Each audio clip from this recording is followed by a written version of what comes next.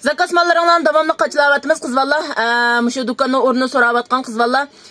Dükkanın orunu bulab qalsa Qashqar Konşehir Naylik doktorxananın aldıdan Zami yol tarafda. Cuma Zami yol tarafda, Ayanlı Sepil tarafdımı, Minnet Bazar tarafdımı, Qayaqta davatkan kız valla. Zami yol tarafda Naylik doktorxananın 150 metr mansanlar işkolik çavuşu Vinfang. Deslap içilga işkolik çavuşu Müştoquzaqda.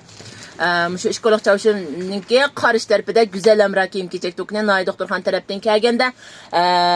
On kol tarafda Zami yolu, Zamin tarafdan Opal'ın yol tarafdan kilovatqanlar sol kol tarafda cuma dükkan. Şu an fakat bilemesanglar şu zopunumuzdan hem zopunumdan tekke dengvisini çıkarıp koydum. Şu dengvi boyunca kelsanlım buldu. Güzel emrak kiyim keçek dükkanı. Anadaki zakaz verişini oyluşuvatkan kız valla, işkilinivatkan kız valla. Zakaz biri versanglar mal muqim dükkandan mele. Men ya ben casını kep koyup cıngını sileyi çıkarıp verip casını sepirdiğen onda iş yok. Onda bir xil malını onda ceyik döyülüvanmayı mesela paydını koğuluşup.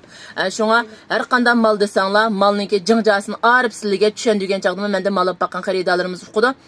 Şuna cıng casını ağrıp sepirmez, dep sepirmez. Kilo sanıqlı qalab men qaç dercanını tücan qısam. Hatta men resmini körüp durup anadaki mal sepirvat men onu bilsizlar. Çünkü kilo sanı qalab mal eliş mençimi yanı taz toğru emas.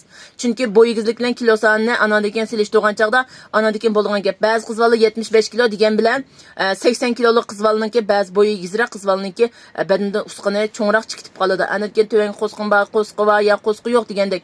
Şu adamninki beden şaraiti her xil bolğan ekan.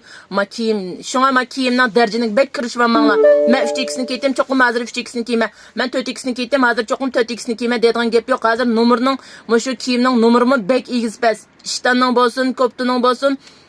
Biz şu ticaretçinin qaysi yerden mal elanlar, şu ticaretçi qaysi derjanne, qaysi numarını tücan qilsa, şu numarını tücan qilsa, şu numarını elanlar, anadaki men xatalaşmaysizlar. Anadaki beden şaraitini şuna egizpaschilik qilib qolsa, hep tonkin mal berip kelip, sizligim ziyan, bizgim ziyan bo'lib qoladi.